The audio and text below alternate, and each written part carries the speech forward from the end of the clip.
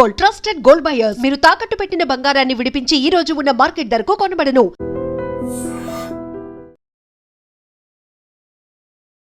నమస్తే, welcome to I dream social spotlight with కవిత.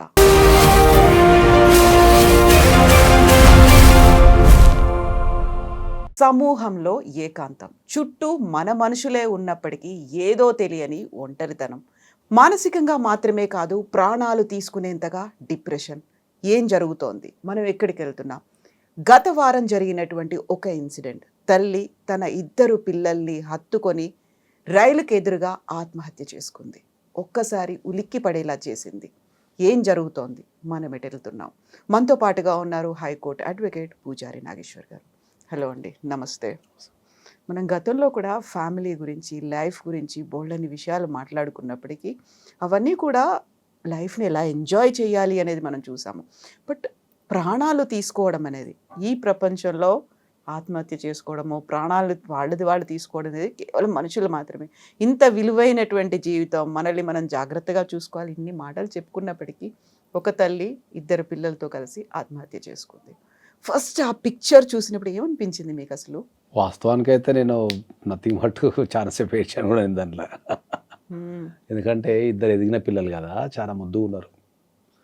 ఎందుకంటే వాళ్ళకు ఊహ తెలియనప్పుడు ఏదైనా జరుగుంటే ఓకే, కానీ ఇప్పుడు ఎదిగి ఒక సమాజాన్ని చూస్తున్న ఒక 2 వ్యక్తులు, ఈ భారతదేశానికి ఒక 2 భావి భారత పౌరులు, చాలా ముద్దుగా ఉన్న ఒక 2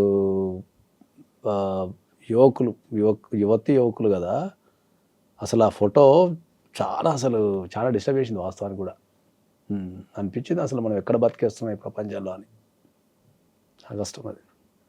మన ఒక్కలమే కదా, చూసిన ప్రతి ఒక్కరు కూడా అదే మాట్లాడుతారు. తల్లి 2 పిల్లలు అలా నడిచి వెళ్తున్నారు. తల్లి వాళ్ళకి ఏదో బుజ్జగించో లేకుంటే ఏదో తనలో ఉన్నది బాధనో ఏదో చెప్పుకుంటోంది.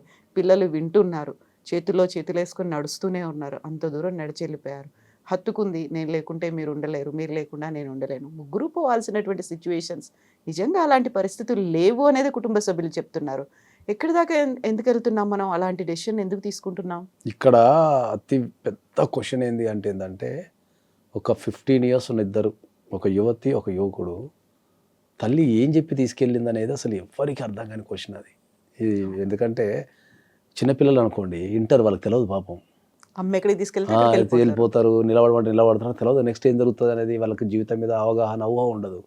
వీళ్ళకు 2 యుక్త వయసులో ఉన్న ఒక యువకులకి సమాజం మీద ఒక అవగాహన ఉంటుంది. ఏది మంచి, ఏది చెడు, ఏది చేయొచ్చు, ఏది చేయొద్దు అనేది ఉంటుంది కదా. వాళ్ళు ఎట్లా ఒప్పుకున్నారు అసలు దీనికి అనేది అసలు నాకు అది ఒక $1000 క్వశ్చన్ అది. అందులో ఎవరో ఒకరు ప్రతిఘటించాలి కదా. ఆడపిల్లనో లేకపోతే అబ్బాయో ఇది జరగదు, ఇది కాదని ఎవరికో ఫోన్ చేయటమో ఏదో ఒకటి చేయాలి కదా. ఫాదర్కి ఫోన్ చేయటమో, గొడవ పెట్టడమో చేయాలి కదా. అంత ఖచ్చితంగా ఏంటంటే, సరే ఆమె పెద్ద వ్యక్తి, సరే అదొక విషయం, కానీ ఇంత ఆ ఎదుగుతున్న పిల్లల్ని ఆమెకి ఎట్లా తీసుకోవాలనిపించింది అని కూడా అర్థం కాలేదు నాకు. అందులో భర్త పిల్లలకి స్వయంగా తండ్రి బర్త్డేని కొన్ని గంటల్లో సెలబ్రేట్ చేసుకోవాలి. అది కూడా ఒకటి ఉంది, బర్త్డే ఉంది, వాళ్ళ మ్యారేజ్ డే ఉంది. అసలు వీళ్ళు ఎట్లా ఒప్పుకున్నారు, ఆమె ఏమని చెప్పి ఒప్పుకుంటుంది, అసలు వీళ్ళందరూ ఏ ట్రాన్స్లో తిరుగుతున్నారు అనేది అసలు అర్థం కాలేదు నాకు. ఈ సంఘటన గనక సమాజాన్ని కదిలించకపోతే, దీని నుంచి వ్యక్తులు గుణపాఠం నేర్చుకోకపోతే, దీని నుంచి మనము దీన్ని ఒక పాఠంగా తీసుకొని మన కుటుంబాన్ని సరిదిద్దుకోకపోతే, ఇది మానవాళికి పెనుముప్పు కింద మారే అవకాశం 100% ఉంటుంది. ఆల్రెడీ ఇప్పుడు ఈ ఒక్క సంఘటనే కాదు, మనం వరుసగా ఒక 1 week నుంచి మీరు గమనిస్తే రాష్ట్ర వ్యాప్తంగా తెలంగాణ అండ్ ఆంధ్రప్రదేశ్ రాష్ట్రాలలో విచిత్రమైన ఆత్మహత్యలు జరుగుతున్నాయి.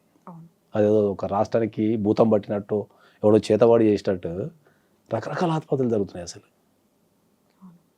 అసలు నాకైతే అసలు ఈ ఆత్మహత్యల పరంపర ఏంది అనేది కూడా అర్థం కావడం లేదు. ఒక తోటి మనిషిని కూడా మనం గమనించలేని స్థితిలో ఉన్నామా, మన చుట్టుపక్కల ఏం జరుగుతుందో గమనించలేకపోతున్నామా అనే స్థితిలో ఓడిపోయినామా. మనిషికున్న జ్ఞానం నశించిపోయిందేమో అనిపిస్తుంది నాకు అప్పుడు. ఆత్మహత్య చేసుకోవాలి, ఒక బలమైన రీజన్, ఒక బలహీనమైనటువంటి క్షణాలు, ఇవన్నీ చెప్పుకోవడానికి వినడానికి బాగానే ఉంటాయి. కానీ నేను, నాతో పాటు నా 2 పిల్లలు, ఒంటరితనం, ఇవన్నీ అనుకున్నప్పుడు వాటిని జయించలేమా మనం అసలు? అదే నేను మాట్లాడేది ఏంటంటే, జనరల్గా మానసికంగా ఆడవాళ్ళు చాలా ధైర్యవంతులు ఉంటారు. మగవాళ్ళ కంటే 100 times ధైర్యం ఉంటారు మానసికంగా. మగవాళ్ళు ఎప్పుడు శారీరకంగా బలంగా ఉంటారు తప్ప మానసికంగా ఎప్పుడు వీకే ఉంటారు. ఎప్పుడైనా మీరు ఎక్కడైనా చూసుకోండి, ఇది 100% సత్యం. ఇది ప్రకృతి ధర్మం ఇది యాక్చువల్లీ.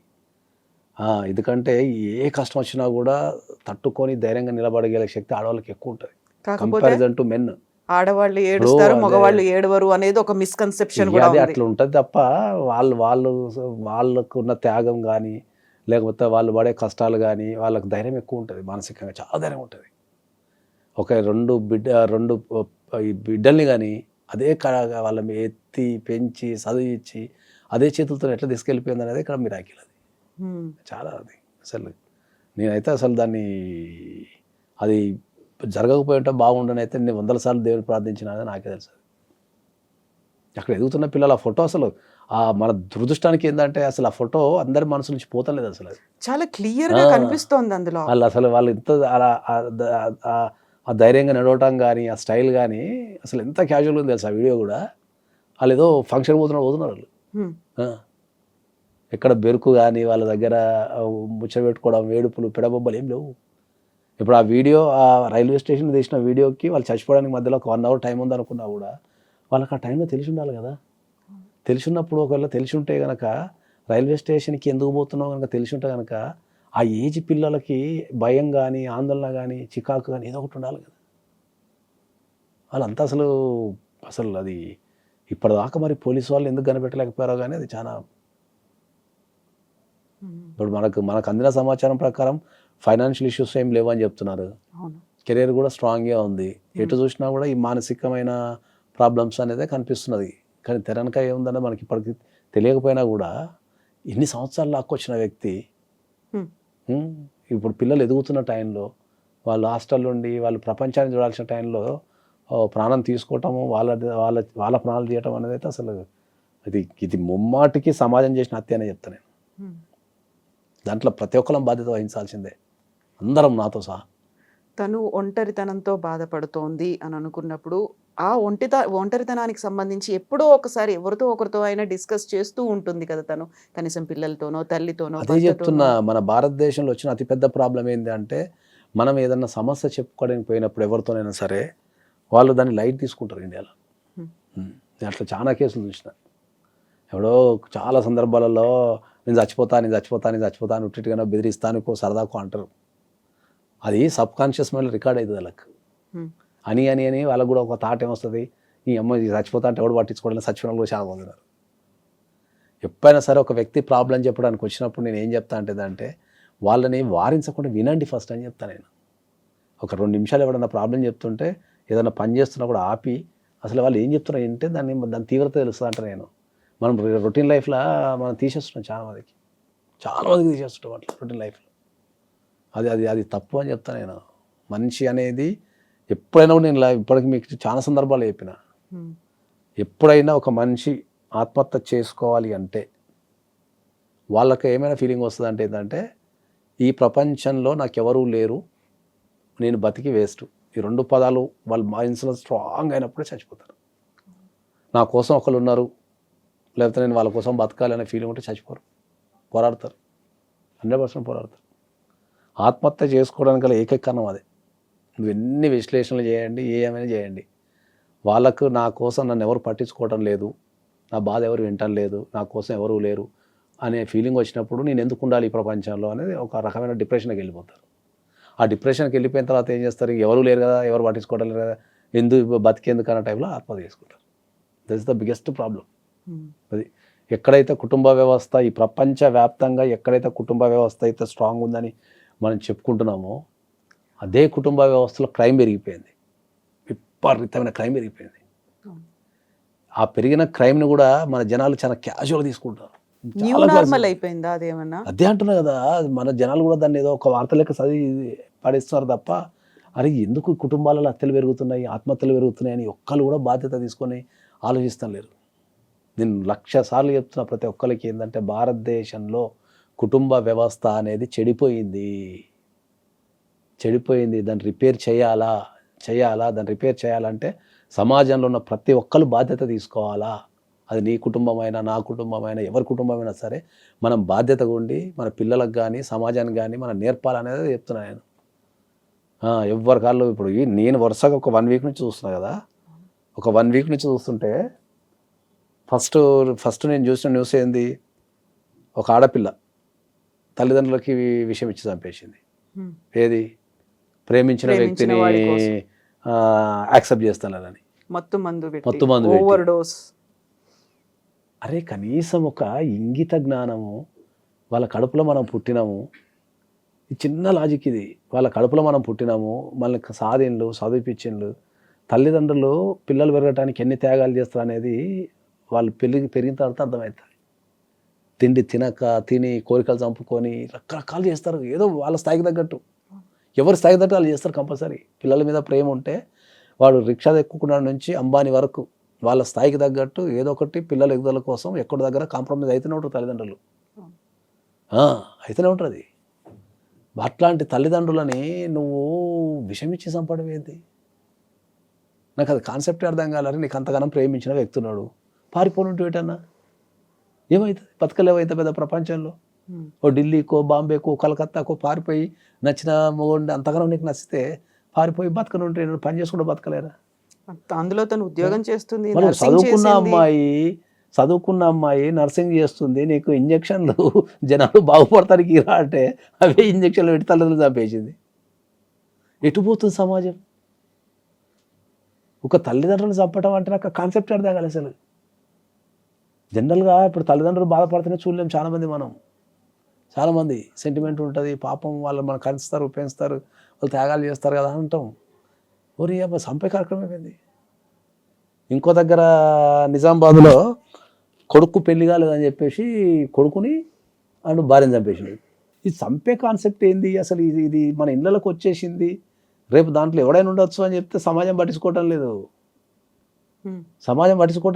అది చాలా లైట్ తీసుకుంటున్నారు గవర్నమెంట్ కానీ సమాజం కానీ. మన ఫ్యామిలీ కుటుంబాలలో విలువలు పడిపోయినాయి, ప్రతి ఒక్కరి ఇంట్లో చావు అనేది జరుగుతున్నది. డైరెక్ట్ చంపేసుడే, ఇంకా మళ్ళీ దానికి సమస్య పరిష్కారం లేనట్టు. నిన్న ఒక అమ్మాయి సాఫ్ట్వేర్ ఇంజనీర్, పెళ్లి కాలేదని, తల్లి ఒంటరి అయిందని చెప్పేసి చూసుకున్నారంట, సాఫ్ట్వేర్ ఇంజనీర్ అంట. నేను పెళ్లి దాని మీద రాస్తే నాకు 50 సొల్యూషన్స్ వచ్చినాయి. నాకు పెళ్లి చేసుకుని దాని మీద రాస్తే 50 సొల్యూషన్స్ వచ్చినాయి నాకు. మంచి హోల్డేజ్ హోమ్లు ఉన్నాయి హైదరాబాద్లో. 15,000 to 20,000 కడితే 24 hours డాక్టర్ని పెట్టి 3 పూటలు తిండి పెట్టి వాళ్ళని తెల్లవారులు వాళ్ళకు సేవలు చేసి మంచి హోల్డేజ్ హోమ్స్ ఉన్నాయి నీకు. దాంట్లో నీకు ఒక పెళ్ళే భారం అయింది అనుకుందాం, ఆ తల్లిని తీసుకెళ్ళి సంపాదించిన దాంట్లో ఒక 20,000 1,00,000 సంపాదిస్తుందంట అమ్మాయి. అంత ప్రేమ ఉంటే తల్లికి ఒక 25,000 పెట్టి మంచి 5 star రేంజ్లో ఉన్న ఓల్డేజ్ హోమ్స్ ఉన్నాయి. దాంట్లో పడేసి రోజుకు 3 సార్లు కాల్ చేసుకొని నీ పన్ను చేసుకొని ఓ పెళ్లి చేసుకుంటే ఎంత బాగుంటుంది జీవితం. ఇప్పుడు తల్లి అడ్డంకి, తల్లి వల్ల పెళ్లి కావటం లేదనో, లేకపోతే పెళ్ళి అయితే తల్లిని ఎవరు చూసుకుంటారో అని చెప్పేసి చచ్చిపోతాయి.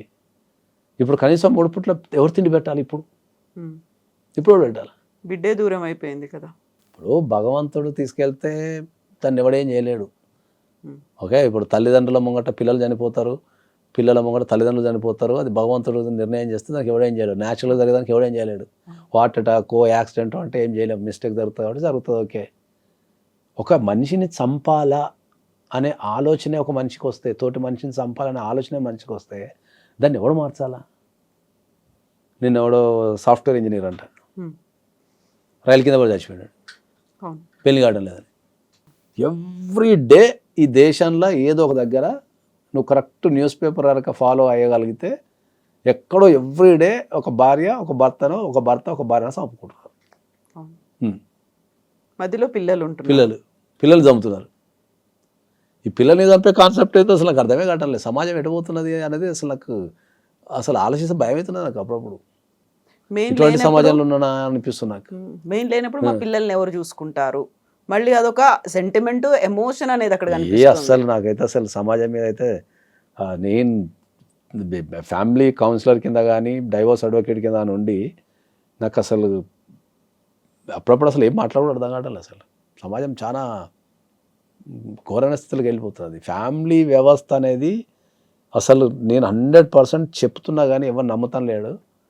ఇండియాలో ఏదైతే కుటుంబ వ్యవస్థ స్ట్రాంగ్ అని చెప్పుకుంటున్నామో ఆ వ్యవస్థ మొత్తం పడిపోయి ఇళ్లలో చంపడాలు అనే ఒక కార్యక్రమం పెట్టుకొని తిరుగుతున్నారు. మనం ఈ టాపిక్ మాట్లాడుకుంటున్న సమయంలోనే వచ్చినటువంటి ఒక న్యూస్, రాజస్థాన్లో పెళ్ళైన 3 నెలలకే భర్తని ప్రియుడితో చంపించేసింది ఒక అమ్మాయి. వాకింగ్ అని వెళ్తున్నారు, ప్రియుడు వచ్చాడు, చాలా కారుతో గుద్ది అదృష్టవంతుడు. చంపేశాడు. కనీసం 3 3 నెలలు నెలలు ఉన్నాడా? 3 నెలలు ఉన్నాడు వాడు. ఇప్పుడున్న ట్రెండ్ 3 రోజులకి వేసి వస్తున్నారు. ఇక Last time 3 మనం నెలలు మేఘాలయ బతికినాడు. చూసాం. అదృష్టవంతుడు. అసలే ఒక వైపు నుంచి పెళ్ళిళ్ళు కావటం లేవు. ఆ, యువత పెళ్ళంటే భయపడి పారిపోతుంది అని యువతనంతా పెళ్లి వైపు మార్చాలనుకుంటుంటే ఇంక ఇటువంటి సంఘటనలు జరిగితే అసలు ఇక జనాలు పెళ్ళిళ్ళు చేసుకుని ఇండియాలో ఇంకా క్రైమ్ పెరిగిపోయింది. అది చాలా, ఇది ప్రతి ఒక్కరు భారతదేశంలో నివసించే ప్రతి ఒక్కరు ఆలోచించాల్సిన విషయం ఇది. మనిషి కుటుంబంలో క్రైమ్ పెరిగిపోయింది. అప్పులు ఎక్కువైపోతే సావటం లేదా చంపటం. వాడు చావాలా, లేకపోతే ఇంట్లో చంపాలా, లేకపోతే ఏదో చేయాలా. ఇది okay. Girl friend boy friend ఉంటే సావాలా, చంపాలా, 2. ఏంది ఇప్పుడు ఎక్కడనో ప్రియుడు బ్లాక్ చేసినా చేసేసిందంట న్యూస్. సోషల్ మీడియాలో బ్లాక్ చేసిందని వాడిని వేసేసిందంట. బ్లాక్ చేస్తే వేసేసింది. నాకు కాన్సెప్ట్ అర్థం కాలేదు నాకు అసలు. నేను నిన్నటిదాకా పెద్ద మేధాని అనుకున్నా కానీ ఇవన్నీ చూస్తుంటే అసలు నాకేం అర్థం కావడం లేదు. అసలు బ్లాక్ అయిపోతున్నది. బ్లాక్ చేస్తే అన్ని వేసేసి ఇప్పుడు అన్ని వేసేసి ఏడు నువ్వు జైల్లోనే ఉంటుంది. ఇక నువ్వు ఏ చదువులేదు దానికి. అరే జీవితం పెళ్లి చేసుకోవచ్చు, చంపేసుడు, రకరకాల చంపుడు. ఎవరు చంపడంలో కూడా క్రియేటివిటీ చూపిస్తున్నారు. ఎవరి స్థాయికి తగ్గట్టు వాళ్ళకు. అదే చెప్తున్నా కదా, మనిషి బలహీనుడు అయిపోయాడు. That's what I'm telling. మనిషి ఎప్పుడైతే మనం సమాజంతో కనెక్షన్లు ఉంటామో, సమాజం మీద బాధ్యత, మనకు భయం 2 ఉంటాయి. ఎప్పుడైతే సమాజం పట్టించుకోవడం లేదు, నన్ను ఈ సమాజం పట్టించుకోవడం లేదు అన్నప్పుడే ఓహో నేను ఏమైనా చేయొచ్చు అనే ఫీలింగ్ వస్తుంది. ఇప్పుడు సమాజం మీద నేను అదే చెప్తున్నా కదా నీకు, నీకు ఒక 1000 మంది ఫ్రెండ్స్ ఉన్నారు, నీ మొత్తం నీ బలగం ఒక 1000 మంది ఉన్నారు అనుకో, నువ్వు ఒక క్రైమ్ చేయాలంటే ఆలోచిస్తావు, 1000 మంది గురించి ఆలోచిస్తావు. బామ్మ ఇప్పుడు ఏదైనా చేస్తే ఈ 1000 మంది ఏమనుకుంటున్నావు గురించి అని ఆ భయానికి నీకు ఏమైనా ఆలోచించినా చంపేస్తావు. నీకు ఎవడు తెలియదు అనుకో, నాకు ఎవడు తెలియదు, ఎవడేమనుకుంటా నాకేంది, నాకు రిలేషన్ లేదు ఎవరితో, నాకు ఎవరు లేరు, ఎవడనుకుంటా నాకేంది అనే కాన్సెప్ట్లో తిరుగుతున్నారు వీళ్ళంతా. బేసికల్గా ఒంటరి కాదు, ఒంటరితనంతో బాధపడుతున్నారు ప్రతి ఒక్కరు. అది అట్లా ఒంటరితనంతో బాధపడేటోళ్ళు నాకు తెలిసి 50% ఉంటారు. అందరు పైకి నటిస్తున్నారు అంతే, అందరు నటిస్తున్నారు. ఈ ప్రపంచం మొత్తం నటన అనే ఒక దాంట్లో తిరుగుతున్నారు తప్ప మనసు, అదే చెప్పిన కొన్ని 100 సార్లు, మనము మనసు విప్పి చెప్పుకోవడానికి ఒక విషయాన్ని, మనం ఎదుటి వ్యక్తితో ఏదన్నా మనసు విప్పి చెప్పుకోవడానికి కూడా మనుషులు లేరు. ఒకవేళ ఎక్కడన్నా మనసు విప్పి చెప్పుకుందామన్నా వాళ్ళు ఏమనుకుంటారో, నన్ను ఎగతాళి చేస్తారో, నన్ను బలహీనం అనుకుంటారో అని చెప్పేసి ఆ ఫీలింగ్స్ అన్నీ వీళ్ళు చంపేసుకుంటున్నారు. ప్రశాంతంగా నవ్వటం పోయింది, ప్రశాంతంగా ఏడవటం పోయింది, ప్రశాంతంగా మాట్లాడుకోవడం పోయింది,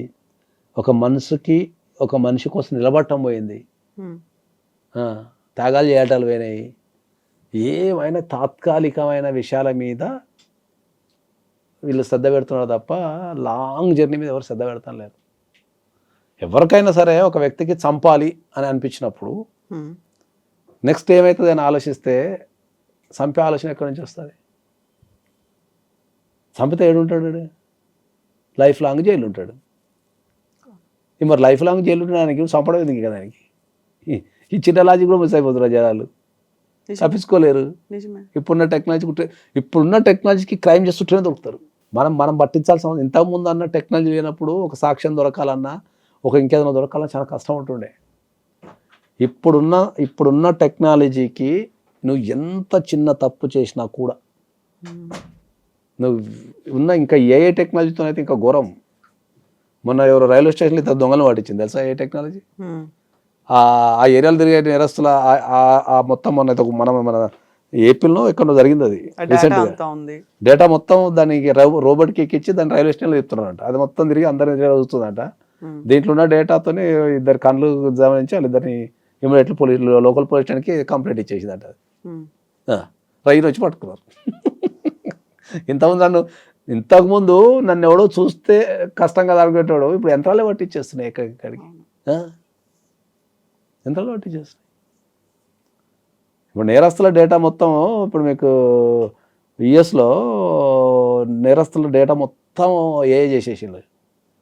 ఎప్పుడైనా నువ్వు కార్ డ్రైవింగ్ చేసుకుంటూ పోతుంటా కూడా ఆ ఏఐ కెమెరా ఇట్లా చూసి ఆ డేటాను అనలైజ్ చేస్తుంది సెకండ్లలో. చేసి నీకు ఏమైనా క్రైమ్ ఉందో అనుకో ఆ నెక్స్ట్ స్టేషన్కి చెప్పేస్తున్నారు వాళ్ళు, అక్కడ ఆపేస్తారు. యూఏలో కూడా అట్నే ఉంది, యూకేలో అట్నే ఉంది. ఈజీగా పట్టేసుకుంటున్నారు మనుషులు. ఇంతకుముందు ఒక పట్టుకోవాలంటే ఎక్కడికో పోయి పట్టుకోవాలా, కూర్చున్న దగ్గర నుంచి యంత్రాలే పట్టించేస్తున్నాయి, వీడు పలాన్ దొంగ వీడు పలాన్ దొంగ అని చెప్పేసి. ట్రూ. ఇప్పుడు బేసికల్గా ప్రాబ్లం మనతో ఉందా, మన చుట్టుపక్కల ఉన్న వాళ్ళతో ఉందా? ఒంటరితనం అనేది వాళ్ళకే వస్తుందా, మనం వాళ్ళని అందులోకి నెట్టుతున్నామంటారా? మనిషి అనేది ఏంటంటే తన రూపాన్ని మార్చుకుంటున్నాడు. ఇప్పుడు కోతి నుంచి కనుక మనిషి పుట్టి ఇప్పుడు ఎట్లా తయారైనామో ఇప్పుడు ఇక్కడ నుంచి మళ్ళీ మనం కోతి రూపానికి వెళ్ళిపోతాం ఫ్యూచర్లో ఇంకా 100%. ఎందుకంటే ఎన్ని సందర్భాలు చెప్పిన ఏంటంటే మనిషి అనే వ్యక్తి సంఘజీవి. మనిషి అనే వ్యక్తి సంఘజీవి అంటే వాడు సంఘంలో కలిసి ఉన్నంత కాలమే బలంగా ఉంటాడు. ఆ సంఘం నుంచి బయటకు వస్తే బలహీనుడు అయిపోతాడు. అట్లా ఇప్పుడు పూర్వకాలంలో మన ఇంటికి మనకు లంకంత కొంపు ఉంటుంది. ఓకే, ఎంతమంది వస్తే మనం అంత ధనవంతులం, సంతోషము అంత ధనవంతులం. వాళ్ళతోని కలిసి మాట్లాడి కూర్చొని అనుభూతులు పంచుకొని కష్టాలు సుఖాలు పంచుకొని నచ్చింది వండుకొని తిని బతుకుతుండే. ఇప్పుడు లంకంత కొప్పు ఉంటుంది, రావడానికి ఎవడు ఉండడు. వాడు రావాలంటే గోయట్లు అవి ఇవి మా ఇల్లు ఏమో చెప్తారు కదా, దాని పేరు మైగేట్ యాప్ అంటారు కదా, మాది అలా గేటెడ్ కమ్యూనిటీ ఉంటుంది, మా దాంట్లోకి ఎవరు రాడని చెప్పుకుంటాం. మీ దాంట్లోకి ఎవరు రాకపోతే నువ్వు కొనుక్కునేది కట్ట నేను మళ్ళీ ఎవరు వాళ్ళు ఉండాలి. మాది గేటెడ్ కమ్యూనిటీ ఉంటుంది, మా దాంట్లో ఎవరు రాలని చెప్తారు.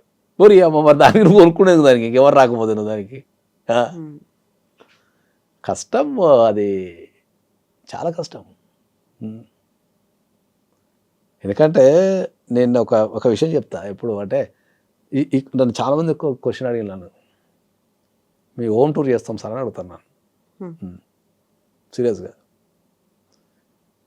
అందరు చేస్తున్నారు కదా సార్, మీరు కూడా సెలబ్రిటీ కదా, లేకపోతే మీరు టాప్ మోస్ట్ అడ్వకేట్ కదా, మీ హోమ్ టూర్ చేస్తాం సార్ అని అడుగుతారు. నేను మా హోమ్ టూర్ చూస్తే గుండా చచ్చిపోతారు అని చెప్తాను నేను. ఎందుకట్లా లావిష్గా అట్లా ఉండదు, రిచ్గా 750 SFT మా ఇల్లు మొత్తం. మా ఇంట్లో ఎక్కడ కూడా ఇంట్లో అందరూ కనిపిస్తారు మాకు. మేము కిచెన్లో ఉన్న ఇంట్లో అందరూ కనిపిస్తారు, ఎక్కడున్నా ఇంట్లో అందరూ కనిపిస్తారు మాకు. మేము నలుగురు ఉంటాం, అందరూ కనిపిస్తారు కళ్ళం కంటే. ఏం చూస్తున్నా గుర్తుపడతా ఉంటేనే. నాకు ఒక 20 కోట్లు పెట్టి ఒక విల్లాని గంట సేపట్లో కొనగలుగుతా. ఎందుకు తీసుకో? నాకు న్యూయార్క్లో ఆఫీస్ ఉంది, లండన్లో ఆఫీస్ ఉంది, దుబాయ్లో ఆఫీస్ ఉంది, ఇండియాలో 5 floors ఆఫీస్ ఉంది. నా ఆఫీసు 12,000 SFT ఉంటుంది. అంతున్నప్పుడు 750 SFT ఎందుకు ఇల్లు మరి? అరే నాకు కళ్ళ మూట కనిపించాలి అందరూ.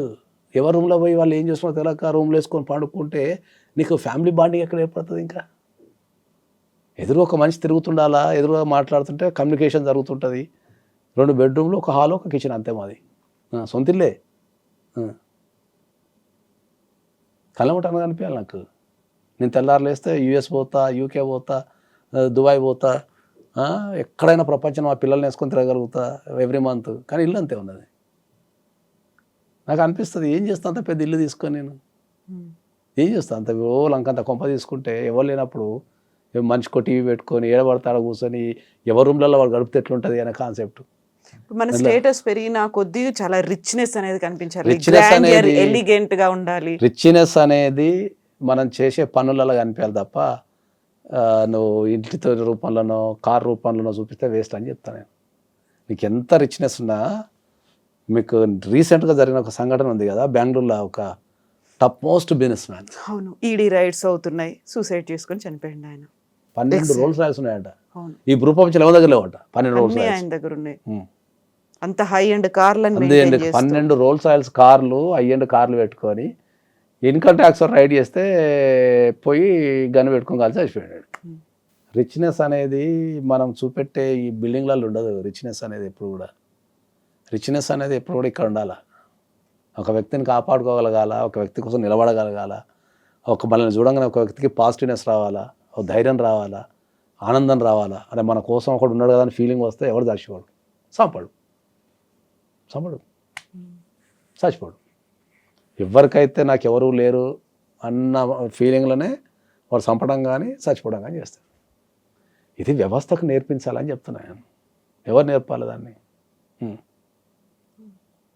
ఎవడన్నా ఇప్పుడు ఏదన్నా మంచి చెప్పుదామని చూస్తే, ఫస్ట్ ఏదన్నా మంచి చెప్పుదామని చూస్తే జనాలు తీసుకోవడం లేదు. జనాలు తీసుకోవడం లే. మీరెవరు అంటారా, మాకంతా తెలుసు అనుకుంటారా? మీరెవరు నాకంతా తెలుసు అనటం కంటే ఏంటంటే వీళ్ళు ఒక నెగిటివిటీకి అలవాటు పడిపోయారు.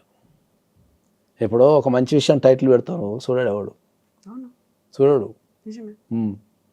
నువ్వు ఆదర్శ కుటుంబం టైటిల్ పెట్టి మంచి విషయాలు చెప్పాడు చూడడు. బూతులు ఎన్ని ఉంటాయి? లేచిపోయిన తెల్లవారు చూస్తారు దాన్ని, అమ్మాయితో ఎట్లా లేచిపోయిందని చూస్తారు. క్యూరియాసిటీ అందులో ఉంటుంది కదా. అసలు మనం ఎన్ని బూతులు మాట్లాడాము, ఎంత అన్పార్లమెంటరీ లాంగ్వేజ్ అందులో ఉంది, మన బిహేవియర్ ఎంత పిల్లలకు కూడా అదే నేర్పిస్తున్నారు. నేను అదే నా బాధ ఏంటంటే పిల్లలకు కూడా అదే నేర్పిస్తున్నారు. పిల్లలకు కూడా అదే నేర్పిస్తున్నారు. ఇప్పుడు నిన్న అది మన ఆడియో ఫంక్షన్లో నాకు ఎంత బాధ అనిపించింది తెలుసా? మనం పిల్లలకు ధైర్యాన్ని ఇవ్వాలా, వాళ్ళకి ఎదుగుదల నేర్పాలా, పోరాటం నేర్పాలా, ఓ మంచితనాన్ని నేర్పాలా. ఇవి కదా నేర్పాల్సింది. మనం బూతులు నేర్పి సభ్య సమాజంలోకి వెళ్ళి పిల్లలకు బూతులు నేర్పమంటామా? మనం బూతులు మాట్లాడమంటామా? ఏమన్నా ఇంగిత జ్ఞానం ఉందా? నువ్వు ఎంతమంది ఒక మీడియాలో మాట్లాడుతుంటే అది ప్రపంచవ్యాప్తంగా చూస్తుంటారు, ఎక్కడెక్కడో చూస్తుంటారు. వాళ్ళందరూ ఏం ఫీల్ అవుతారు? ఎన్ని వందల వేల లక్షల కోట్ల మైండ్లో నువ్వు ఇన్ఫ్లుయెన్స్ చేస్తుంటావు తెలుసా నీకు? అంత బూతుపాట. అసలు నాకు చాలా ఆ పాట వింటుంటే అసలు నాకు భయం అయిపోయింది. అసలు నువ్వు ఏం నేర్పుతున్నావు సమాజానికి? అంత బూతులు నువ్వు బహిరంగంగా కొన్ని లక్షల మంది లైవ్ షోలో మాట్లాడుతుంటే నువ్వు ఏం నేర్పుతున్నావు? అందులో ఆయన అనేటువంటి ఒక సమర్థన మాట ఉంది, బోల్డ్ అంత సాహిత్యం ఉంది, బోల్డ్ అంత కాన్ఫిడెన్స్ అని కనిపిస్తుంది, మీరు అర్థం చేసుకోలేకపోతున్నారు. అదే అబ్బాయి దగ్గర నుంచి వచ్చిన మాట. మీరు అర్థం చేసుకోలేని తత్వం మీలో ఉంది కాబట్టి మీరు you have to expand. Like మీరు ఇంత పెద్దగా బ్రాడ్ మైండ్ తో చూడాల్సినటువంటి అవసరం ఉంది. అయితే వాళ్ళ ఇంట్లో అదే లాంగ్వేజ్ మాట్లాడుకుంటాం రోజు. ఆ బ్రాడ్ మైండ్ని, ఆ సెన్స్ని వాళ్ళ మదర్ ఫాదర్ అదే నేర్పించినట్టుంది. పోయి బూతులు మాట్లాడి సమాజంలో అనేవి పంపించినట్టుంది. సినిమా ప్రమోషన్ చేసుకో, నీ క్రియేటివిటీతో చేసుకో. ఒక ఫ్యామిలీ మ్యాన్ అనేది మొన్న ఏదో టూరిస్ట్ ఫ్యామిలీ సినిమా వచ్చింది, ఎంత మంచిగా ఉంది. ఏమన్నా బూతులు ఉన్నదా? కంటెంట్ తప్పు కదా వాళ్ళకు. నువ్వు ఎదుగుతున్న పిల్లలు ఇప్పుడు వాళ్ళ రోల్ మోడల్స్ ఏమనుకుంటారు? పిల్లలు ఆ ఏజ్ వాళ్ళు అట్లా మాట్లాడితే కరెక్ట్ అనుకుంటారు. సోషల్ మీడియాలో సమర్థన ఒకటి ఉంది. మీరు ఇలా మాట్లాడే వాళ్ళంతా ఓల్డ్ స్కూల్, పాత చింతకాయ పచ్చడిలాగా. ఇప్పుడు జెన్జీని మీరు అర్థం చేసుకోలేకపోతున్నారు. ఇప్పుడు ఉన్నటువంటి సొసైటీలో మీలో రావాల్సింది మార్పు అనే మాట. ఏమో నాకు తెలిసిన మరి నేను జనరల్గా అయితే మా ఇంట్లో కూడా ఇద్దరు జంజీలు ఉన్నారు. మరి నేనైతే ఏం నేర్పలేదు. వాళ్ళు ప్రశాంతంగానే ఉన్నారు, మరి మంచిగానే ఉన్నారు, మంచిగా మాట్లాడతారు, అందరికి రెస్పెక్ట్ ఇస్తారు. నేనైతే అదే నేర్పిన మా ఇద్దరు పిల్లలకి. పైసలున్నా లేకపోయినా వ్యక్తిని కాపాడుకోవాలా, మంచిగా ఉండాలా, మంచిగా మాట్లాడాలా, నెగిటివ్ మాట్లాడద్దు. ఇవే నేర్పుతాను ఎప్పుడు. తారతమ్యాలు పెట్టకండి ఎవరిది. ఉన్నది ఒకటే జీవితం, పుట్టవై పుట్టము, సాధ్యమైనంత వరకు సంపాదించేసుకోండి మనుషుల్ని, పైసలు వదిలిపెట్టేసానే చెప్తాను నేను. ఇప్పుడు నాకున్న స్టేటస్కి నేను మస్తు లగ్జరీ పెంచగలుగుతాను నేను. ఏం లగ్జరీ లేదు ఇంట్లో ఇద్దరు పిల్లలకి. బిలో 750 ఎసెప్ట్. లగ్జరీ అంటే మా ఇంట్లో మంచి బట్టలు వేసుకుంటాను తప్ప మిగతా అంతా సేమ్ ఉంటుంది అంతే. అరే ఇప్పుడు ఎవరన్నా ఎక్కడికన్నా పోతే నేను ఎప్పుడైనా చెప్తాను, నాకు చాలా భయం ఉంటుంది. ఏం భయం ఉంటుంది అంటే ఏంటంటే ఎవరైనా సరే మన ప్రవర్తనను బట్టి మన తల్లిదండ్రులు ఎవరు డిసైడ్ చేస్తారు. ఆ తర్వాత టీచర్ల గురించి వస్తుంది. ఫస్ట్ తల్లిదండ్రులే అనేది ఏమన్నా మాట అంటే. ఇప్పుడు మా పిల్లలు ఏమన్నా తప్పు చేస్తే నేను ఈ ప్రపంచానికి తెలిసినా తెలియకపోయినా ఎవరైనా కొట్టే డిఫాల్ట్ డైలాగ్ ఏముంటుంది అంటే, మీ అమ్మ నాన్నకి ఇదే నేర్పారా అంటారు. పెంపకం ఇట్లనే ఉందా అంటారు. Simple logic. అక్కడ పిల్లలు ఫెయిల్యూర్ అయినట్టు కాదు, తల్లిదండ్రులు ఫెయిల్యూర్ అయినట్టు. అది ఎవరు నేర్పాలా? కల్చర్ని ఎవరు నేర్పాలా, సమాజానికి ఎవరు నేర్పాలా అనే పాయింట్ మీద ఉన్నాం. కానీ ఎవరు పడుచుకోవటంలే. ఇట్లా మనం చెప్తున్నాం, ఎవడు వింటలేడు అసలు మార్కెట్లో. ఇట్లా ఇప్పుడు మీరు చెప్పినది ఏదైతే ఉందో, ఇప్పుడు నా పర్సనల్ ఇన్స్టాగ్రామ్లో నాకు అదే ఎదురవుతుంది. నా పర్సనల్ ఇన్స్టాగ్రామ్లో నేను సమాజానికి పనికొచ్చే విషయాలు చెప్తా.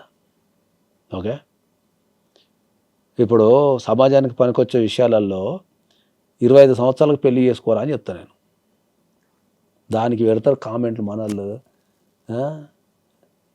ఒక్కొక్కడు ఒకడు ఎవడో నిన్న పెడుతున్నాడు, జీవితాన్ని నీకు నేర్పిస్తాను నేను అని పెడతాడు.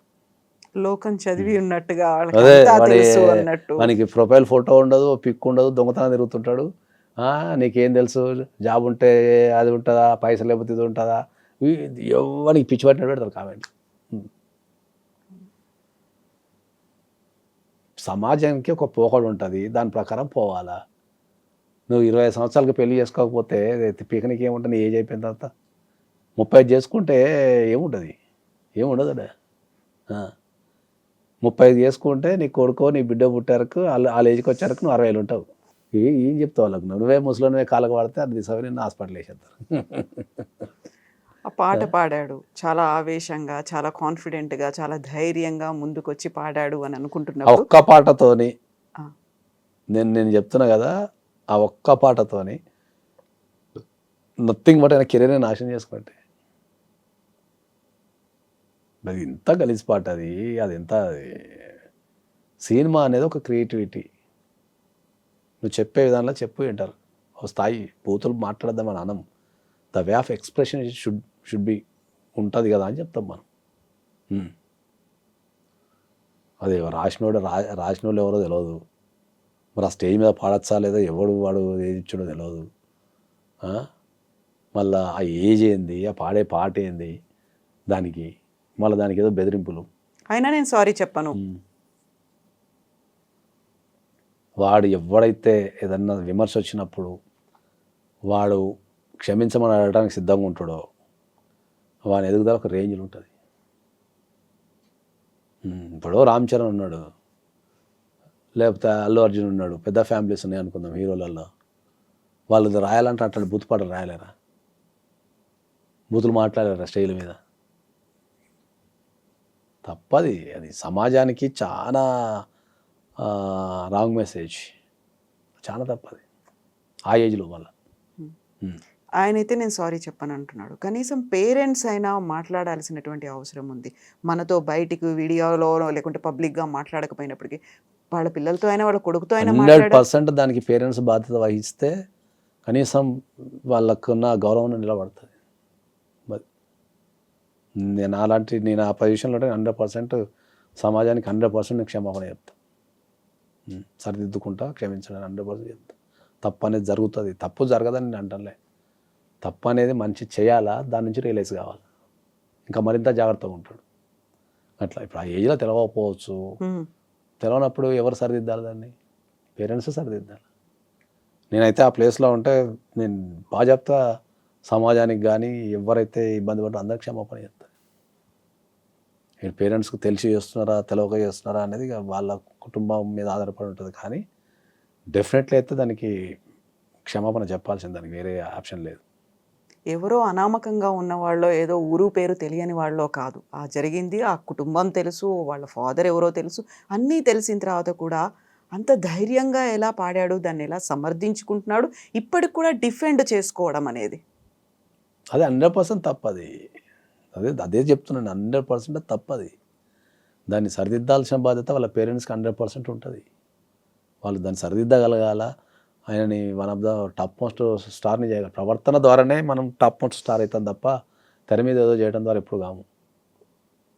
తెర మీద కొన్ని వందల మంది హీరోలు వస్తుంటారు, పోతుంటారు, కానీ కొంతమంది నిలబడతారు.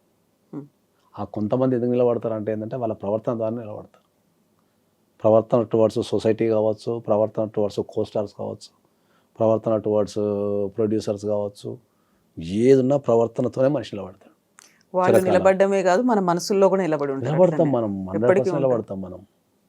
అట్లా యవ్వనంలో ఉన్నప్పుడు తప్పు చేయడం అనేది సర్వసాధారణంగా జరిగేది. ఎందుకంటే వాళ్ళకు సమాజం మీద అవగాహన ఉండదు, దాని ఇంపాక్ట్ తెలియదు, కొన్ని సమయంలో ఎట్లా బిహేవ్ చేయాలో తెలియనప్పుడు దాన్ని కంట్రోల్ చేయాల్సిన బాధ్యత, నేర్పించాల్సిన బాధ్యత తల్లిదండ్రులకే ఉంటుంది. నేనైతే 100% ఏం బిలీవ్ చేస్తా అంటే ఏంటంటే, యవ్వనంలో ఉన్న వ్యక్తులు కనుక తప్పు చేస్తే దానికి 100% పూర్తి బాధ్యత తల్లిదండ్రులే వహించాలని చెప్తాను. బై ఆల్ మీన్స్ ఎన్ని తప్పు చేసినా కూడా వాళ్ళకి తల్లిదండ్రులే 100% బాధ్యత వహించాలి. దానికి వేరే ఆప్షన్ లేదు ఇంకా. ఎందుకంటే పిల్లలు అనేది మన రిఫ్లెక్షన్. మనం ఏదైతే నేర్పిస్తామో వాళ్ళు అదే తీసుకుంటారు. అదే వాళ్ళు సొసైటీకి ఇస్తారు. నువ్వు సొసైటీకి నీ పిల్లగాడు ఏదో ఇచ్చిండు అంటే నువ్వు అదే నేర్పించుంటావు అంటాను డైరెక్ట్. నేను డైరెక్ట్ చెప్తాను అందరికి, డైరెక్ట్ చెప్తాను. విత్తనం ఏదేస్తే చెట్టు అదే వస్తుంది. డిఫాల్ట్ అది. దాన్ని 100% అంగీకరించాల్సిందే దానికి. అందుకనే ఎక్కడ పోయినా కూడా ఇంతకుముందు చెప్పినట్టు మనం ఏది తప్పు చేసినా కూడా, మనం ఏ స్థాయిలో తప్పు చేసినా కూడా ఫస్ట్ నీ తల్లిదండ్రులు నీకు ఇదే నేర్పించారా, లేకపోతే మీ ఇంట్లో ఇదే సిస్టమ్ ఉందా అని మాట్లాడతారు ఎవరైనా. ఎందుకంటే నువ్వు అక్కడి నుంచి వచ్చినావు కాబట్టి నీకు ఇది నేర్పించి సమాజానికి పంపించారు అనేది రిఫ్లెక్ట్ అవుతుంది. కాబట్టి ఎప్పుడు ఫస్ట్ ఎవరు తప్పు చేసినా కూడా తల్లిదండ్రులు మాట్లాడతారు. ఎందుకంటే వాళ్ళు నేర్పించితే నువ్వు చేస్తావనే ఉద్దేశం. బాధ్యతగా ఉండాలి కదా, నేర్పాల్సింది. వాళ్ళకేదో కెరీర్ ఇచ్చాం, వాళ్ళకేదో ఆస్తి సంపాదించి ఇచ్చాం, ఇది కాదు. ఆస్తులు నేను అందుకే చెప్తున్నా. ఇప్పుడు ఆస్తున్నోడు ఆత్మహత్య చేసుకుంటున్నాడు, లేనోడు ఆత్మహత్య చేసుకుంటున్నాడు. ఆస్తులు అనేది మనిషి జీవితంలో, నేను ఇంతకుముందు చాలా ఇంటర్వ్యూలో చెప్పిన, నా దగ్గర రూపాయి లేనప్పుడు, ఇవాళ కోట్లు ఉన్నప్పుడు నా జీవితంలో ఏ మార్పు లేదు. నా రోడ్డు మారలేదు, నేను తిరిగే ఫ్రెండ్స్ మారలేదు, నేను తిరిగే సమాజం మారలేదు. మారిందల్లా రెండే మారినాయి నా జీవితంలో. కట్టుకునే బట్ట ఒకటి మారింది, తిరిగే కారు ఒకటి మారింది తప్ప. ఇప్పుడు నాకు 100 కోట్లు వచ్చిందని మా అమ్మ నాకు అమ్మ కాకుండా పోతుంది ఏంది? ఫ్రెండ్స్ కాకుండా పోతారా? ఇప్పుడు 100 కోట్లు వచ్చింది అని చెప్పేసి నేను ఏదో ఒక్కరిని ఆఫీస్ పెట్టుకొని కూర్చోలేను కదా, గాల్లో తిరగలేరు కదా, తిరగలేం కదా. పైసలు అనేటివి మనిషికి సౌకర్యాన్ని మాత్రమే ఇస్తాయి, ఆనందాన్ని ఇవ్వవు అనేది నాకు అర్థమైంది. పైసలు సంపాదిస్తే అన్నీ వస్తాయి అనుకున్నా నేను కూడా. పైసలు సంపాదిస్తే అన్నీ వస్తాయి అనుకున్నా. సచ్చినంత పైసలు సంపాదించిన తర్వాత అర్థమైందంటే ఏది తీసుకురాదు, మళ్ళీ మనిషికి మనిషి సాయం అని చెప్పేసి నేనే మారిపోయి జనాల్ని కాపాడుకునే క్రమంలో తిరుగుతున్నాను. 100 కోట్లున్నా నాకు ఆ మజారా ఆటలే. ఒక వ్యక్తితో మాట్లాడి వాని బాధ తింటానో, లేకపోతే వానికి సాయం చేస్తానో, వానితో ముచ్చట పెడుతున్నావు, వానితో కలిసి తింటున్నావు, తిరుగుతున్నావు, మజా వస్తుంది నాకు. మరి నా బ్యాంకులో ఉన్న పైసలు నాకు మజా ఇవ్వనప్పుడు, నాకు ఒక వ్యక్తితోనే మజా వస్తున్నప్పుడు నాకు ఏది ముఖ్యం? వాడు ఇది చెప్తాడు, ఇంత ఒక 10 పేల లేఖ రాసిండు అక్కడ, డబ్బుతో అన్ని సార్ అని. సౌకర్యం ఏంటంటే ఆనందం రెండు ఒకటే అంటాడు ఒకడు. సౌకర్యం అంటే ఏంది? ఇక్కడి నుంచి రంగాలు పోవాలి. ఎట్లా పోతాం అనేది సౌకర్యం. బస్ ఎక్కిపోవచ్చు, బాగా పైసలు ఉంటే లిఫ్ట్ కార్టర్లు కూడా పోయి రావచ్చు. బాగా పైసలు అనుకో లిఫ్ట్ కార్టర్ కొనుక్కొని పోయి రావచ్చు. మళ్ళీ లేకపోతే మంచి లగ్జరీ కార్ కొనుక్కొని పోవచ్చు. ఇది సౌకర్యం. ఆనందం అంటే ఏంటంటే ఆ పోయే జర్నీని నువ్వు ఎంత ఎంజాయ్ చేస్తావు. ఇప్పుడు నీ పక్కన మనసులో కారు ఉంటుంది, డ్రైవర్ ఉంటాడు, నువ్వు వెనక ఒక్కనే కూర్చుంటావు, పోతావు. సౌకర్యం అంతే అది. నువ్వు బస్సులో కూర్చొని నీకు ఇద్దరు ముచ్చట పెట్టేటోళ్ళు ఉన్నారు అనుకో, మంచి వాళ్ళతో ముచ్చట పెట్టుకుంటూ పోతే నువ్వు బస్సులో పోయినావా, కార్లో పోయినా, లిఫ్ట్ కార్ట్లో పోయినావా, అంత ఆనందం ఏదాలకు. ఆ వ్యక్తులతోని కూర్చొని మాట్లాడే విధానం ఆనందం ఇస్తాను నీకు. అది అంతా అయిపోయినాకైనా తత్వం బోధపడుతుందా? మారారు ఇంకా అప్పుడు కూడా? చెప్పేటోళ్ళు లేరు కదా, అదే చెప్తున్నా కదా, చెప్పేవాళ్ళు లేరు. నాలాగా ఎవడన్నా చెప్పేటోడు ఉంటే మనల్ని ఇంకా విమర్శిస్తున్నారు, డిమోటివేషన్ చేస్తున్నారు. అరే సమాజంలో బాగుపడండి రయ్యా, మంచిగా ఉండండి రయ్యా, ఉన్నది ఒకటే జీవితం, మళ్ళీ పుట్టపై పుట్టాము, అందరం మంచిగా ఉండాలా, ఒకరికొకరు సాయం చేసుకోవాలా, మోసాలు చేయొద్దు, మంచిగా ఉందాము, ఒకరికొకరు హెల్ప్ చేసుకుందాము, మంచిగా బతికేద్దాము, మళ్ళీ పుట్టపై పుట్టాం కదా, ఉన్నప్పుడే మంచి జ్ఞాపకాలు పోగు చేసుకొని ఓ ధైర్యాన్ని తెచ్చుకొని అందరం కలిసి తిని చచ్చిపోదాం రాయ్యా అని నేను చెప్తే ఎవడు ఏది పడుతుంది ఆడాడుతాడు. ఇప్పుడు మీరు అన్నట్టుగా జిందగీ నా మిలేగి దోబారా అంటే దాన్ని ఇంకొక యాంగిల్లో కూడా ఆలోచించి ఎక్స్ట్రీమ్ చేసేవాళ్ళు కూడా కనిపిస్తున్నారు. ఎలా అయితే డౌన్ అయిపోతున్నామో 2 sides చూసుకుంటే, ఇదే ఒక్క జీవితం అనుకుని మోటివేట్ అయ్యి ముందుకెళ్లే వాళ్ళు ఉన్నారు, ఇదే ఒక్క జీవితం ఉంది మళ్ళీ నెక్స్ట్ ఎలా ఉంటుందో తెలియదు అనుకుని దాన్ని ఇంకా ఎక్స్ట్రీమ్ స్టేజ్కి తీసుకెళ్లే వాళ్ళు కూడా ఉన్నారు. ఇది ఏం ఎక్స్ట్రీమ్ తీసుకెళ్ళి ఏం చేస్తాను? మా అంటే మందు తాగుతావు, సింప్లిఫై చేస్తే. ఎంజాయ్ చేయటం అంటే అందరూ ఏమనుకుంటున్నారు, ఎంజాయ్ చేయటం అంటే మందు తాగటము, ఎంజాయ్ చేయటం అంటే డ్రగ్స్ తీసుకోవటము, లేకపోతే ఎంజాయ్ చేయటం అంటే రకరకాల వ్యక్తులతో ఇల్లీగల్ కాంటాక్ట్స్ పెట్టుకోవడం, ఇవన్నీ ఎంజాయ్మెంట్ అనుకుంటున్నారు వీళ్ళు. అట్లా చాలా ఉన్నాయి ఎంజాయ్ గురించి చెప్పాలంటే. మనం ఎంజాయ్ చేయటం అంటే అది కాదు అనే విషయాన్ని మనం చెప్తే ఎవడు పట్టించుకుంటున్నాడు? ఏమని చెప్తాం మనం? ఏమి చెప్తే పరిస్థితులు కూడా లేదు. తల్లిదండ్రులు కూడా అట్నే తయారైన, తల్లిదండ్రులు కూడా అట్నే తయారైన నిజంగా. ఎందుకంటే నేను నిన్న ఆఫీస్లో కూర్చొని పనిచేస్తుంటే ఇదే మన చంద్రహాస్ది రీల్ వచ్చింది. ఆ పక్కన కూర్చొని ఒక వ్యక్తి రీల్ చూసుకుంటూ కూర్చున్నాడు, నేను పని చేసుకుంటూ కూర్చున్నా. నిన్న రాత్రి 9 o'clock వాడు మాట్లాడింది నేను భలే మాట్లాడినాడు. ఎంకరేజ్మెంట్ భలే మాట్లాడినంటే అసలు నాకు ఒక బ్రెయిన్ ఆగిపోయిన తర్వాత ఆ వ్యక్తికి ఎవరైతే ఆ వ్యక్తికి ఉన్న పిల్లలు ఏం చేస్తున్నారో ఆలోచిస్తే ఆయన బిహేవియరు వాళ్ళ పిల్లల బిహేవియర్ సేమ్ ఉంది. భయమైంది ఒక నిమిషం. ఓహో, నువ్వు సమాజానికి ఇది చెప్తున్నావా అని చెప్పేసి. నెగిటివిటీ ఇంట్లో నుంచే పెంచి పోషిస్తారు అందరు. ఎట్లా ఇంట్లో చంపుకోవడం అనే కాన్సెప్ట్ నాకు ఇప్పటికీ అది అర్థం కావట్లేదు. నాకు కడుపులో పుట్టిన వాళ్ళని చంపుకోవడం ఏందనే కాన్సెప్ట్ అర్థం కావడం లేదు నాకు. రక్త సంబంధాన్ని చంపుకోవడం ఏంది? పగ కోసమో లేకపోతే ఎదగటం కోసమో ఏదో తెలవని చంపినాం అంటే ఓకే, అది యుద్ధకాలం నుంచి ఉంది కాబట్టి ఇట్స్ ఓకే. అధికారం కోసం వేరేటోని చంపినాం అంటే ఓకే. కానీ ఇంట్లో చిన్నప్పటి నుంచి పెరుగుతాము, వాళ్ళతో కలిసి తిరుగుతాము, అన్ని పంచుకుంటాము. నిన్న ఎవడో మాడోకెన్ని చంపినాడు. ఒక వ్యక్తిని, మనకు కడుపులో మనతో పాటు పుట్టిన ఒక వ్యక్తిని మనం కాపాడుకోవాల్సింది పోయి చంపే కార్యక్రమం ఏంది అసలు? ఇది ఈ సమాజం ఎటుపోతుంది? ఇది ఎవరు చెప్పి సావాలా? ఎవరు చెప్పి సావాలా?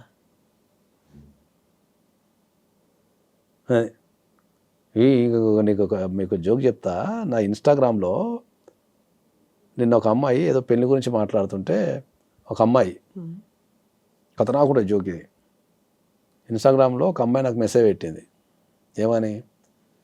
ఈయన సమాజంలో ఉండాల్సిన వ్యక్తి కాదు, ఈయనని రీహాబిలిటేషన్ సెంటర్ పంపాలని పెట్టింది.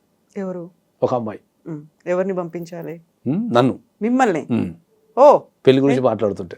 ఎందుకలా? పెళ్లి చేసుకుంటారు నాయన అని చెప్పి మాట్లాడుతుంటే, పెళ్లి చేసుకుంటారు నాయన, ఏజ్లో పెళ్లి చేసుకోండి అని మాట్లాడుతుంటే ఒకటే లైన్ పెట్టింది, మిమ్మల్ని రీహాబిలిటేషన్ సెంటర్. ఈయన సమాజంలో కాదు ఉండాల్సింది, ఈయన ఇమీడియట్లీ రీహాబిలిటేషన్ సెంటర్ పంపండి అని పెట్టింది.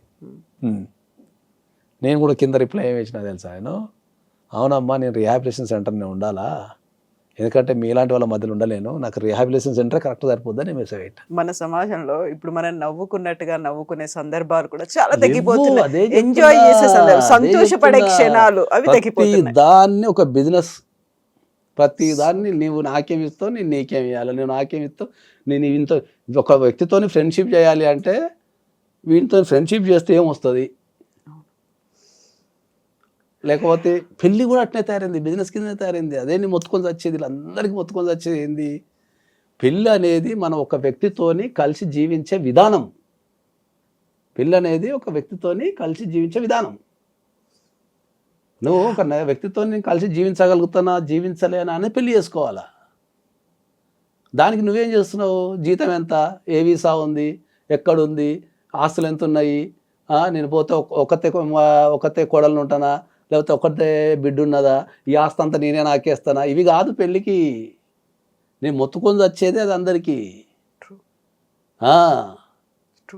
బలగా ఎంత ఉంది, ఏమున్నది, కుటుంబాలు ఎట్లున్నాయి, ఇవి కాదు. పెళ్ళిలా ఇప్పుడు జరిగే పెళ్ళిళ్ళల్లో 90% మ్యారేజెస్ మోసాలతోని, అబద్ధాలతో జరుగుతున్నాయి. ఒక ఇద్దరు వ్యక్తుల్ని కలిపే కార్యక్రమం లేదు. పెళ్ళి అనేది కూడా ఒక బిజినెస్ అయిపోయింది. వాళ్ళు పేపర్ల మీద వేసుకుంటున్నారు, వేసుకొని పట్టుక వేసుకుంటున్నారు. ఏమో అమ్మాయి జీతం ఉందా, అబ్బాయి జీతం ఉందా, ఈడు ఉందా, ఈడు ఇట్లా వేసుకొని వాళ్ళు ఇద్దరు సెట్ అవుతారు, పంపిస్తున్నారు, ఒక ఇంటికి దిగి పంపిస్తున్నారు. వీళ్ళు అడిగిపోయిందో చూడలేకపోతున్నారు. వీళ్ళ క్యాల్కులేషన్స్ వేరు, పెళ్లి క్యాల్కులేషన్స్ వేరు. దేనికి ఉండాల్సిన దానికి ఉంటే సక్సెస్ అవుతుంది. నేను కొన్ని లక్షల కేసులు చూస్తున్నా. 1 వీక్కి పెళ్లి చేసుకుంటారు, 1 మంత్కు పరిచయం లేకుండా ఉట్టేన సార్ పెళ్లి చేసేటప్పుడు ఏంటంటే ఈ ముహూర్తం లేదనో, లేకపోతే వాడెవడో చచ్చిపోయాడు ఈ లోపల చేయాలనో, లేకపోతే ఇప్పుడు అమెరికా వెళ్ళిపోతే ఇమీడియట్లీ ఇవ్వాలనో తప్ప ఇద్దరు వ్యక్తులు కలిసి జీవించగలిగే వీళ్ళకి ఆ ఎబిలిటీ ఒక ఇంటి కింద పెడుతుందా లేదనే లేదు. ఓపెన్గా మాట్లాడుకొని చేసుకునే గుణమే లేదు. ఇప్పుడు నేను ఎందుకు ఇంతగానో మొత్తుకుంటున్నానంటే నేను రోజు కొన్ని వందల కేసులు ప్రపంచవ్యాప్తంగా చూస్తున్నా కాబట్టి ఈ సమాజంలో ఇది జరుగుతుందని మొత్తుకుంటున్నా. అందరికి ఎవరికాలు ఏమనుకుంటారు, సమాజం మాత్రం ప్రశాంతంగా ఉంది, నాగేశ్వరరావు పోయారు ఒక్కడు ఈ సమాజాన్ని జడగొడుతున్నాడు పనికిరాని విషయాలు చెప్పి సమాజం మా ఇంట్లో మేము అందరం మంచిగా ఫ్యామిలీ సాంగ్ వాడుకుంటున్నాము, మీకు వచ్చిన బాధ ఏంటి? నేను కొత్త చెప్పాలని సమాజానికి సూత్రాలు అని చెప్తున్నావు. తాకిడి నాకు తాకుతుంది. ప్రపంచవ్యాప్తంగా కొన్ని వందల మంది యువతి యువకులు ఎంత బాధపడుతున్నారు రిలేషన్షిప్స్ వల్ల కానీ పెళ్లి వల్ల కానీ, ఎన్ని కుటుంబాలు బాధపడుతున్నాయి, ఎన్ని జీవితాలు ఎక్కడ స్ట్రక్ అయిపోతున్నాయి అనేది నేను ప్రత్యక్షంగా చూస్తున్నా. కాబట్టి ఇవన్నీ చేయకుండా అయ్యా, మీరు ఉన్న ఒక జీవితాన్ని ఖరాబ్ చేసుకోకుండా అయ్యా, మంచి ఏజ్లో ఉండండి, మంచిగా ఉండండి అని నేను చెప్తున్నా. అదేమైపోతుంది, అదంతా తిరిగి నా మీద దాడి చేస్తున్నారు.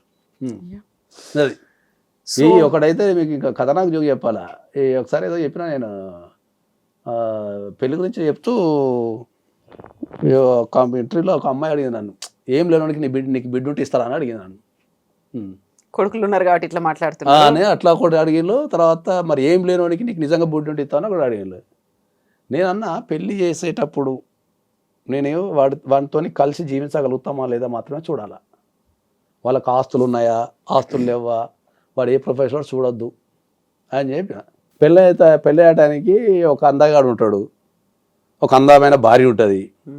ఏదైనా కారణం వల్ల యాక్సిడెంట్ వాళ్ళ ముఖం ఖరాబో చేయో కాలో వదిలిపెట్టేస్తామా? పెళ్ళి అయ్యటానికి వాడు పేదోడు ఉంటాడు, లేకపోతే పేద అమ్మాయి ఉంటుంది, ఏదో వాళ్ళు కష్టపడి కోర్టు సంపాదించుకుని వదిలిపెట్టేస్తామా? ఇప్పుడు అవే అవుతున్నాయి కదా, వదిలిపెట్టేస్తా. అదే చెప్తున్నా, పెళ్ళికి పారామీటర్స్ ఇవన్నీ కాదు. పెళ్ళి అయ్యటానికి వాడు సాఫ్ట్వేర్ ఇంజనీర్ ఉండి 5 లక్షలు సంపాదించేవాడు ఉంటాడు, అదృష్టం బాగుండి జాబ్ బంద్ చేసి వ్యవసాయం చేసుకుంటా అంటాడు, అని 3 వస్తుంది, వదిలిపెట్టేస్తామా? జీవిత విధానం వేరు. That's what I'm telling. ఒకటి మనం అనుకున్నది ఇంకో 10 ఇయర్స్కి ఉండదు. చాలా తక్కువ మందే సేమ్ ఇప్పుడు గవర్నమెంట్ ఎంప్లాయ్ ఉంటాడు, ఎప్పుడు గవర్నమెంట్ ఎంప్లాయ్ కిందనే ఉంటాడు. కొన్ని ప్రొఫెషన్స్ ఉంటాయి, 70% of the people the keep change. Private job చేస్తాడు, 5 సంవత్సరాల తర్వాత బోర్ కొడుతుంది దానికి, చల్ నేను జాబ్ ఏం చేస్తా, బిజినెస్ పెట్టుకుంటా అంటాడు. లేదు నేను పెళ్లి టైంకి నీ జాబ్ చూస్ చేసుకున్నా, నేను వదిలిపెట్టేస్తున్నారు కదా. లైఫ్ అనేది ఎవ్రీ 5 ఇయర్స్కి మారుతుంటుంది. ఎవరి జీవితం అయినా మారుతుంది. నేను బాండ్ పేపర్ రాసి సంతకం పెట్టిస్తా, ఎవ్రీ 5 ఇయర్స్కి చేంజ్ వస్తుంది. 25 ఇయర్స్లో స్టార్ట్ అవుతుంది, 25 ఇయర్స్ వరకు ఒక స్థాయిలో చదువులు అవి ఇవి ఏం ప్రొఫెషన్ ఎంచుకోవాలా ఇదంతా ఒక 20-25 వరకు జరుగుతుంది కుటుంబాన్ని బట్టి. అక్కడ నుంచి నీ సొంత డిసిషన్స్ నుంచి మారుతుంటుంది. ఇప్పుడు నేను నా లైఫ్ తీసుకున్నాను అనుకో, నేను సాఫ్ట్వేర్ ఎంప్లాయ్ కింద స్టార్ట్ చేసుకున్నా, తర్వాత బిజినెస్ చేసిన, తర్వాత అడ్వకేట్ అయినా, ఇప్పుడు సినిమాలు తీస్తున్నా, రేపు ఇంకేం చేస్తున్నా నాకే తెలియదు, ఇప్పుడు అన్ని కలిపి చేస్తున్నా. మరి నాది కూడా మారిపోయింది కదా, ఎవ్రీ 5 ఇయర్స్కి మారిపోతూనే ఉంది. నా లైఫ్లో ఎంతమంది వాళ్ళందరూ పట్టం వేస్తే ఎవ్రీ 5 ఇయర్స్కి ఒకటి చేస్తున్నారు వాళ్ళు. ఎవడో వస్తాడు, మనం బిజినెస్ చేస్తాము, లేదన్నా సినిమాలు తీస్తే ఖతర్నాక్ ఉందా అంటాడు, అరే బాగుంది అంట, కానీ ఉన్నేలేం తీసుకుని ఆడ పెడతాం. అవి వస్తాయి పోతాయి. కలిసి ఉండటం, పెళ్లి చేసుకోమంటే తిడుతున్నారు నన్ను, ఎందుకని ఏమో చేద్దాం, పెళ్లి చేసుకొని రా అంటే తిడుతున్నారు. అరే మనిషి జీవితానికి పెళ్ళి అనే వ్యవస్థ లేకపోతే ప్రపంచం ఇంత డెవలప్ అవుతుంది, డెవలప్ అవుతుంది చెప్పండి. ఇప్పుడు రేపు మీరు అందరు పెళ్లి చేసుకోవడం మానేస్తే ఇంకెందుకు జీవితం?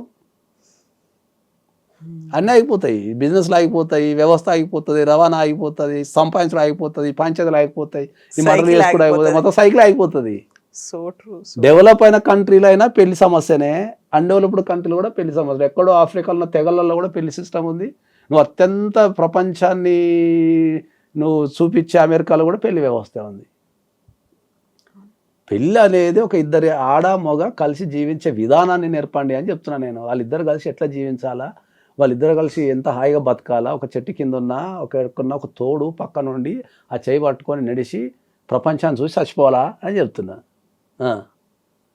పెళ్లి చేసుకొని ఒకరిని కంటే జీవితం తెలుస్తారా అని చెప్తే నీకేందని ఎవడో ఎంత సొల్లంతా నా ఇన్స్టాగ్రామ్ మీద ఎత్తున్నాను. నాకు ఇప్పుడు నువ్వు పుట్టినావు, నువ్వు పెరిగినావు, నిన్ను నీ తల్లిదండ్రులు పెంచిళ్ళు, నీకు జీవితం విలువ తెలవాలంటే నువ్వు పెళ్లి చేసుకున్నావు కాను, ఓ బిడ్డను కానీ వాడిని సాధు, వాళ్ళకు చదువులు నేర్పి మంచితనం నేర్పి వాళ్ళని ఒక మంచి వ్యక్తి తయారు చేస్తే అప్పుడు నీ జీవితం విలువ తెలుస్తుంది, నీ కళ్ళ మూట ఒక ప్రాణి పెరుగుతుంది.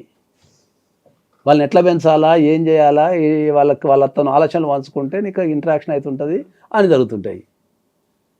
35 సంవత్సరాలకు నువ్వు పెళ్లి చేసుకొని నీ యవ్వనమంతా అయిపోయిన తర్వాత ఆ ముసల్తనంలో ఏం చేయలేక పెళ్లి చేసుకుంటారు ఫస్ట్ 35 సంవత్సరాలకి. చేసుకుంటే ఏం చేస్తావు వాడికి 30 సంవత్సరాలకి ఏం చేస్తావు ఇప్పుడు స్ట్రెస్కి ఉన్నదానికి.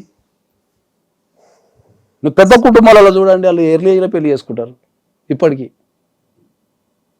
నేను రాసిస్తాను, పెద్ద కుటుంబాలలో ధనవంతుల కుటుంబాలలో ఎర్లీ ఏజ్లో పెళ్లి చేసుకుంటున్నారు. మీరు ఎన్ని కుటుంబాలు భారతదేశంలో చూడండి 25 ఇయర్స్కి పెళ్లి చేసుకుంటారు ఎర్లీగా. అది తెలియదా? ప్రపంచం అంతా ఒక రకమైన మైకంలో పడిపోయింది. ఏంటి అంటే పైసలు ఉంటేనే జీవితం, పైసలు లేకపోతే ఎవరు డేకడు, పైసలు లేకపోతే ఎవరు కేర్ చేయరు.